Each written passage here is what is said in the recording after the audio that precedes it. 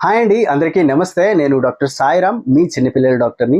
ఈరోజు నేను మీతో చర్చించబోయే విషయం ఏంటంటే, పిల్లల తిండి అలవాట్లు ఎలా మార్చాలి అండి. ఎందుకంటే ఎక్కువ శాతం తల్లిదండ్రులు వాళ్ళ హాస్పిటల్కి వస్తున్నా, లేకపోతే వీడియో కింద కామెంట్స్ చేస్తున్నా, వాళ్ళ పిల్లలు తిండి సరిగా తినట్లేదు, వాళ్ళు బరువు సరిగా పెరగట్లేదు, వాళ్ళ తిండి అలవాట్లు ఎలా చేంజ్ చేయాలి సార్ అని చెప్పి అడుగుతూ ఉంటారు. దానికోసమే ఈ వీడియో చేయడానికి ప్రయత్నిస్తా ఉన్నాను. పిల్లల తిండి అలవాట్లు ఎలా మార్చాలి అనేది కొన్ని స్ట్రాటజీస్ చెప్పడానికి ప్రయత్నిస్తాను. ఎవరైనా ఫస్ట్ టైం నా వీడియోస్ చూస్తా ఉన్నారు, ఫస్ట్ టైం నా ఛానల్కి వచ్చారు అంటే ఖచ్చితంగా నా ఛానల్ని సబ్స్క్రైబ్ చేసుకోవడానికి చూడండి. వీలైతే మీ ఫ్రెండ్స్తోనూ ఫ్యామిలీతోనూ షేర్ చేసుకోండి. ఇప్పుడు మెయిన్ టాపిక్ వచ్చాము అంటే, పిల్లల తిండి అలవాట్లు మార్చడంలో one of the best strategy ఏంటంటే హిడెన్ కంట్రోల్ అండి. వాళ్ళు ఏం తినాలో వాళ్ళకి తెలియకుండా మనమే కంట్రోల్ చేయాలి. ఎందుకంటే వాళ్ళు ఏం తినాలో మనం డైరెక్ట్గా కంట్రోల్ చేస్తూ ఉన్నాము, అది తినద్దు, వాళ్ళ దగ్గర పెరుక్కొని పడేస్తూ ఉన్నాము, అట్లా డైరెక్ట్గా కంట్రోల్ చేస్తూ ఉన్నాము అంటే వాళ్ళకి రిజెక్షన్స్ ఎక్కువైపోతాయి. వాళ్ళు దాన్ని యాక్సెప్ట్ చేయలేరు. దాంతోపాటు మనం ఏం వద్దని చెప్తా ఉన్నామో అవే తినడానికి ఎక్కువ ఇష్టపడతా ఉంటారు అనమాట. పేరెంట్స్ ఎప్పుడు ఇంటికి వాళ్ళ పిల్లల కోసం తిండి ఐటమ్స్ తీసుకెళ్ళిపోతూ ఉంటారు. అలా తీసుకువెళ్ళేటప్పుడు కొంచెం హెల్దీగా ఉండే ఫుడ్ ఐటమ్స్ కొనుక్కొని తీసుకువెళ్ళడానికి ప్రయత్నించండి. ఫ్రూట్స్ ఎక్కువ తీసుకెళ్ళండి. ఎస్పెషల్లీ సీజనల్గా ఫ్రూట్స్ మారుతూ ఉంటాయి. మామిడి పండు, లేకపోతే కర్బూజో, సపోటానో అట్లాగా ఒక్కొక్క సీజన్కి ఒక్కొక్క ఫ్రూట్స్ వస్తూ ఉంటాయి కదా, అట్లాగా ఫ్రూట్స్ తీసుకువెళ్ళి ఇంట్లో అవైలబుల్గా ఉంచండి. ఫుడ్ ఐటమ్స్ లైక్ చిక్కీ లాంటివి తీసుకువెళ్ళండి. నూలు చిక్కీలు, ఫ్లాక్స్ సీడ్, వేరుశెనగ చిక్కీలు అట్లాంటివి కూడా కొంచెం హెల్దీగా ఉన్న డైట్ తీసుకువెళ్ళి పిల్లలకి ఇంట్లో కనిపించేలాగా, వాళ్ళకి చేతికి అందేలాగా అవైలబుల్లో ఉంచండి. వాళ్ళకి ఎప్పుడైనా ఆకలేసింది అనుకోండి, కళ్ళ ముందే వాళ్ళకి కనిపిస్తూ ఉన్నాయనుకోండి, అవి తినడానికి ప్రయత్నిస్తారు. మరొకటి ఏంటంటే, మనం అన్‌హెల్తీ ఫుడ్స్ ఇంట్లో అవైలబుల్‌లో ఉంచామనుకోండి, అవి కూడా తాగేస్తారు. లైక్ ఫ్రిడ్జ్‌లో ఎక్కువ శాతం మనోళ్ళు థమ్స్ అప్‌లు, కూల్ డ్రింక్‌లు అట్లాంటివి అవైలబుల్‌లో పెడుతూ ఉండి పిల్లల ఆరోగ్యానికి మంచివి కాదు. అట్లాంటివి మీరు ఇంట్లో పెట్టుకున్నారనుకోండి, మీకు తెలిసైనా తెలియకపోయినా వాళ్ళు ఖచ్చితంగా తినడం, తాగేయడం ఖచ్చితంగా చేస్తారు. ఇంకొకటేంటి, ఇంట్లో ఫుడ్ ఐటెమ్స్ అవైలబుల్‌లో ఉన్నాయి అనుకోండి, మన అవ్వలు, తాతలు వాళ్ళని షాప్స్‌కి తీసుకెళ్ళి కొనిచ్చాల్సిన అవసరం ఉండదు. మోస్ట్‌లీ కిరాణా దుకాణాల్లో ఏం చేస్తారు, కుర్కురేలు, బింగోలు అవన్నీ వేలాడదీసేసుంటారు. ఆ కలర్ అనేవి పిల్లల్ని అట్రాక్ట్ చేస్తది. దాంతో పాటు ఒక్కసారి మనమైనా తిన్నామనుకోండి, మళ్ళీ మళ్ళీ తినాలి అనే కోరిక కలిగిచ్చేలాగా ఉంటాయన్నమాట ఆ ఫ్లేవర్స్. వాటికి అసలు పిల్లల్ని ఎక్స్‌పోజ్ అవ్వకుండానే అవాయిడ్ చేయడం అనేది బెటర్. అందుకోసమని మీరేమైనా తిండి పదార్థాలు కొనుక్కుంటున్నారు అంటే, మీరే కొనుక్కొని ఇంట్లో తీసుకొచ్చి వాళ్ళకి అవైలబుల్‌లో ఉంచారు అనుకోండి, అవే తింటూ ఉంటారు. మరొకటేంటంటే, మన వాళ్ళు ఫుడ్ ఐటెమ్స్‌ని వాళ్ళకి రివార్డ్ లాగా ఇస్తా ఉంటారండి. మీరు క్లాస్ ఫస్ట్‌లో వచ్చారనుకోండి, నీకు కేఎఫ్‌సీ చికెన్ తీస్తాను. ఈరోజు నువ్వు హోంవర్క్ ఖచ్చితంగా కంప్లీట్ చేసేసావనుకో, నీకు నేను చాక్లెట్ ఇస్తాను. అట్లాగా మోస్ట్‌లీ మనం రివార్డ్ ఇచ్చే ఫుడ్స్ అన్నీ జంక్స్ కిందకే ఉంటాయి. కేఎఫ్‌సీ చికెనో, లేకపోతే బర్గరో, లేకపోతే చాక్లెటో, లాలీపాప్‌లో అవన్నీ ఎక్కువగా మనం రివార్డ్స్ కోసం ఉపయోగించే వస్తువులనమాట. అలా మనం చేయడం వల్ల పిల్లల బిహేవియర్‌లో డిఫరెన్స్ వచ్చేస్తది. లైక్ మామూలుగా ఫ్రూట్స్‌కి, వెజిటబుల్స్‌కి అంత ఎక్కువ ఇంపార్టెన్స్ ఇవ్వరు. కానీ వీటికి మాత్రం ఎక్కువ ఇంపార్టెన్స్ ఇవ్వడం స్టార్ట్ చేసేస్తారు. చాక్లెట్ తినాలి, కేఎఫ్‌సీ చికెన్ తినాలి, ఎగ్ పఫ్ తినాలి, అట్లాగా జంక్స్‌కి వాళ్ళు ఎక్కువ ఇంపార్టెన్స్ ఇవ్వడము మన వల్లనే జరిగిపోతదనమాట. మనం అట్లాంటి రివార్డ్ సిస్టమ్ ఇవ్వడం వల్ల మారిపోతా వస్తది వాళ్ళ behaviour. We should not do that. అలా మీరెప్పుడూ చేయొద్దు. పిల్లలకి జంక్ ఫుడ్స్‌కి ఎంత దూరంగా ఉంచాలో అంత దూరంగా ఉంచండి. మరొక స్ట్రాటజీ ఏంటంటే, మన పేరెంటింగ్ స్టైల్ అండి. చెప్పాలంటే పిల్లలకి మోడల్స్ ఎవరైనా ఉన్నారు అంటే ఇంట్లో వాళ్ళ తల్లిదండ్రే. వాళ్ళని చూసే చాలా నేర్చుకుంటారు. మా అమ్మ ఏమో ఇది తింటా ఉంది, మా నాన్న ఇది తింటా ఉన్నాడు, నేను కూడా అదే తినాలి అని చెప్పి వాళ్ళు చూసి చాలా నేర్చుకుంటారు. పిల్లలు చాలా మంచి అబ్జర్వర్స్.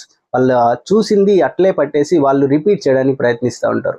సేమ్ అదే విధంగా తల్లిదండ్రికే ఈటింగ్ బిహేవియర్ మంచిగా లేదు, వాళ్ళే జంక్స్ ఎక్కువ తింటా ఉన్నారు, వాళ్ళే కేఎఫ్‌సీ ఎక్కువ ఆర్డర్ పెట్టుకుంటున్నారు, లేకపోతే వాళ్ళే బయట నుంచి తిండి ఆర్డర్ పెట్టుకొని ఎక్కువ జంక్స్ తింటా ఉన్నారు అనుకోండి, పిల్లలు కూడా సేమ్ అదే బిహేవియర్ వస్తదనమాట. అందుకని change should be come from you. పేరెంట్స్‌లోనే ముందు చేంజ్ వస్తేనే పిల్లలు మారుతారు. మీకేమన్నా తిండి పదార్థం చాలా బాగా నచ్చింది అనుకోండి, పిల్లలకి కూడా చెప్పండి, ఇది తిను చాలా బాగుంది అని. లేదు మీకేదైనా నచ్చలేదు అనుకోండి, పిల్లలకి చెప్పొద్దు, ఇది నచ్చలేదు, ఇది తినొద్దు అని చెప్పి. దట్ ఈస్ లైక్ రివ్యూ ఇచ్చినట్లుంటది. మన వాళ్ళు కొంతమంది సినిమాలకి రివ్యూలు ఇస్తుంటారు కదా, ఈ సినిమా బాగలేదు అని చెప్తూ. అట్లాగా ఎక్కువ మంది ఆ సినిమాకి పోకుండానే ఆగిపోతా ఉంటారు. పిల్లలు కూడా సేమ్ అంతే. మీకు నచ్చలేదు అనుకోండి, కామ్‌గా ఉండండి. దాన్ని అసలు ఇగ్నోర్ చేయండి. తినకుండా ఉండండి. పిల్లలకి అది నచ్చచ్చేమో. కొంతమందికి కాకరకాయ అస్సలు నచ్చదు. కొంతమంది చాలా ఎక్కువగా తింటారు. అది హెల్తీ డైటే. మెయిన్‌గా చెప్పొచ్చేదేంటంటే, మీకు ఎప్పుడైనా ఏదైనా తిండి పదార్థం నచ్చట్లేదు అంటే పిల్లల ముందే దాన్ని డిస్లైక్ చేయొద్దు. నాకు నచ్చట్లేదు, అది నేను తినను అని చెప్పి గట్టిగా వాళ్ళ ముందు చెప్పొద్దు. అది వాళ్ళ బిహేవియర్ పైన కూడా ఎఫెక్ట్ చూపిస్తది. వాళ్ళు కూడా అది తినకూడని పదార్థమేమో మేము తినము అని చెప్పి దూరం పెట్టేస్తారనొచ్చు. పిల్లలు ఒకవేళ ఒబిసిటీకి దగ్గరగా వచ్చేస్తున్నారు అనుకోండి. ఎప్పుడు టీవీ చూస్తానే ఉంటారు, ఎప్పుడు వీడియో గేమ్స్ ఆడుతానే ఉంటారు, కూర్చొని ఆ స్నాక్స్ తింటానే ఉంటారు. అంత చేస్తా ఉన్నారంటే ఖచ్చితంగా 2, 3 సంవత్సరాల్లో వాళ్ళు బండగా వచ్చేస్తారు. ఒబిసిటీకి చాలా దగ్గరగా వచ్చేస్తారు. అలాంటప్పుడు పేరెంట్స్ అథారిటేటివ్‌గా తీసుకొని వాళ్ళ డైట్‌ని ఖచ్చితంగా కంట్రోల్ చేయొచ్చు. వాళ్ళ సెడెంటరీ లైఫ్ స్టైల్‌ని ఖచ్చితంగా చేంజ్ చేయాలి. బయటికి వెళ్లి ఆడుకో, క్రికెట్ ఆడుకో, లేకపోతే ఏదో ఒక ఫిజికల్ గేమ్స్ ఆడమని వాళ్ళని ఎంకరేజ్ చేసి బయటికి పంపించాలి. ఇంట్లోనే కూర్చోపెట్టి ఉంచుకో.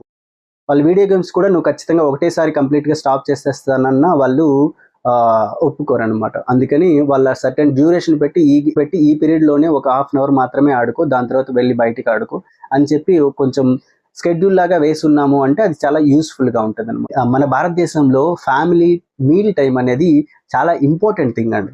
అది చాలా ఉపయోగాలున్నాయి మనకు. అందరూ ఫ్యామిలీ కలిసి భోజనం చేయడం అనేది పిల్లల హెల్త్‌కి చాలా ఉపయోగం అండ్ సోషలైజ్ అవ్వడానికి కూడా చాలా మంచి ఉపయోగం ఉంది.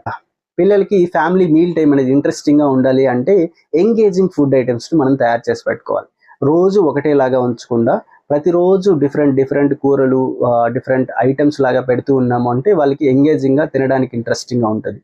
ఓకే. వారానికి 4 లేదా 5 సార్లు ఖచ్చితంగా ఆకుకూరలు ఉండేలాగా, weekly once or twice non veg లాగా, ఎగ్స్ ఉండేలాగా, ఘీ, నెయ్యి, ఎక్కువ రకాల పప్పులు చేసుకునేలాగా ఉన్నాము అంటే పిల్లలకి ఎంగేజింగ్‌గా ఉంటదనమాట. ఫ్యామిలీ మీల్ టైమ్‌లోనే పిల్లల ఒపీనియన్స్ కూడా తీసుకోండి. నీకా కూర నచ్చిందా? ఈ తిండి బావుందా? ఇది బావుందా? అని చెప్పి వాళ్ళని అడుగుతూ ఉండండి. వాళ్ళకి నచ్చుతున్నాయా? నచ్చట్లేదా? అనేది మీకు కూడా తెలుస్తది. దాంతో పాటు వాళ్ళకి ఏమేం తిండి పదార్థాలు కావాలో అని అడగండి. వాళ్ళ ఒపీనియన్స్‌కి మనం వాల్యూ ఇచ్చినట్లు తెలుస్తది. వాళ్ళు కూడా వాళ్ళకి కావాల్సిన తిండి పదార్థాలు చెప్తారు. అవి మనం ఇంట్లోనే తయారు చేసి పెట్టడానికి ప్రయత్నించొచ్చు. ప్రతిరోజు 1 లేదా 2 సార్లు అందరూ ఫ్యామిలీ కలిసి తిండి తినడానికి ప్రయత్నించండి. తిండి తినేటప్పుడు దయచేసి ఆ టీవీ ఆపేసేయండి. మీరు సీరియల్స్ చూస్తా ఉన్నారనుకోండి, ఒక హాఫ్ అన్ అవర్ ముందో లేకపోతే హాఫ్ అన్ అవర్ తర్వాతో అయినా తిండి ప్లాన్ చేసుకోండి. కానీ టీవీ చూస్తూ మీరందరూ కలిసి కూర్చొని తింటున్నా పెద్ద ఉపయోగం లేకపోవచ్చు. ఆ ఫ్యామిలీ మీల్ టైమ్ యొక్క ఇంపార్టెన్స్ ఏంటంటే మీరు పొద్దున్నుంచి ఏం చేశారు? వాళ్ళు స్కూల్‌లో ఏం జరిగింది? అని చెప్పి డిస్కస్ చేసుకుంటూ మాట్లాడుతూ ఉన్నారు అంటే పిల్లలు సోషలైజ్ అవుతారు. మీల్ టైమ్‌ని ఎప్పుడూ కనీసం 20-30 నిమిషాల కంటే ఎక్కువ పొడిగించొద్దు. అట్లా టీవీ చూస్తూ గంటల తరబడి తింటా ఉండడం అనేది మంచి పద్ధతి కాదు. పిల్లలకి చాలా చిన్న వయసు అంటే 6 నెలలు నిండిన తర్వాత నుంచే మనం ఫుడ్ ఐటెమ్స్ పెట్టడం స్టార్ట్ చేసేస్తాం. పాలు ఇస్తూనే ఉంటారు. దాంతో పాటు ఫుడ్ ఐటెమ్స్ కూడా ఇంట్రొడ్యూస్ చేసేస్తామనమాట. అట్లా చేసినప్పుడే పిల్లలకి డిఫరెంట్ ఫుడ్ ఐటెమ్స్ పెట్టడం స్టార్ట్ చేయాలండి. అలా డిఫరెంట్ ఫుడ్ ఐటెమ్స్ మనము వాళ్ళకి ఇస్తా ఉన్నాము అంటే వాళ్ళు ఫ్యూచర్‌లో హెల్తీ ఈటర్‌గా మారడానికి ఎక్కువ అవకాశాలుంటాయన్నమాట. దాంతో పాటు పిల్లలకు కొంచెం వయసొచ్చినప్పటి నుంచి వాళ్ళకి పేరెంటల్ రోల్ ఇవ్వడానికి కూడా చూడండి. మీరెప్పుడైనా షాపింగ్ చేయడానికి తీసుకెళ్తా ఉన్నారు కూరగాయల షాప్స్‌కి. పిల్లల్ని కూడా తీసుకువెళ్ళి ఏది హెల్తీ డైటో, ఏది హెల్తీ కాదో అని చెప్పి పిల్లల్ని కూడా షాప్ చేయడానికి వాళ్ళకి అవకాశాలివ్వండి. దాంతో పాటు కదా వంట చేసేటప్పుడు కూడా పిల్లల్ని ఇంక్లూడ్ చేసుకోండి. కూరగాయలు కడగడానికో, లేకపోతే చిన్నవి ఏది వాళ్ళకి సేఫ్‌గా అనిపిస్తదో అలాంటి పనులు పిల్లలు చేయడానికి ఎంకరేజ్ చేసుకోండి. One of the main important thing ఏంటంటే వాళ్ళ ఆకలి మారిపోవడానికి స్క్రీన్ టైమ్ అండి. ఎక్కువసేపు ఫోన్ చూస్తున్నారు, వీడియో గేమ్స్ ఆడుతున్నారు, ఎక్కువసేపు కంప్యూటర్ చూస్తా ఉన్నారు అంటే వాళ్ళ హ్యాబిట్స్ అన్నీ మారిపోతాయి.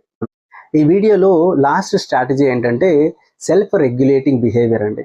మనము అది ఎంకరేజ్ చేయాలి పిల్లలకి. వాళ్ళు ఎంత తినాలి అనేది వాళ్ళు డిసైడ్ అయిపోతారు ఒక ఏజ్ వచ్చేటప్పటికి. మనం చేసే తప్పేంటంటే ఒక ప్లేట్ నిండా పెట్టేసి అది ఖచ్చితంగా కంప్లీట్ చేసేసేయాలి అని చెప్పి వాళ్ళని ఫోర్స్ చేస్తా ఉంటామన్నమాట. అలా కాకుండా వాళ్ళు ఎంత తినాలో వాళ్ళనే డిసైడ్ అవ్వాలండి. వాళ్ళకి కడుపు నిండిపోయింది, ఆకలి తీరిపోయింది అంటే అది వదిలేసేయండి. ఒక గంట తర్వాతో, 2 గంటల తర్వాతో మీరు కొంచెం మళ్ళీ పెట్టొచ్చు.